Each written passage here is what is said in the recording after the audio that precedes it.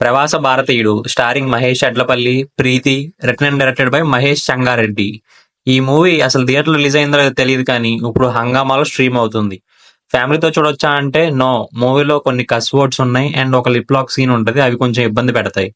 Movie run time వచ్చేసరికి 1 hour 46 minutes. Movie చూసాక నాకు ఎలా అనిపించిందంటే నచ్చలేదు. రివ్యూ లాస్ట్ లో రేటింగ్ ఇస్తాను. Full detail review positives and negatives లో మాట్లాడుకుందాం. మన రివ్యూస్ ని అందరూ చూస్తున్నారు కానీ మన ఛానల్ ఎవరు సబ్స్క్రైబ్ చేసుకోవడం లేదు.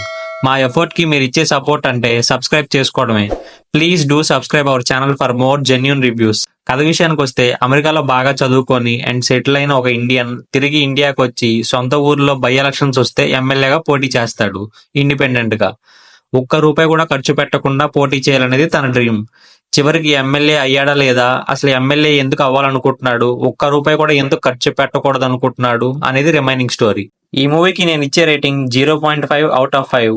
ఫుల్ డీటెయిల్ రివ్యూ మన ఛానల్లో ఉంది, కింద ఉన్న లింక్ క్లిక్ చేసి చూసేయండి.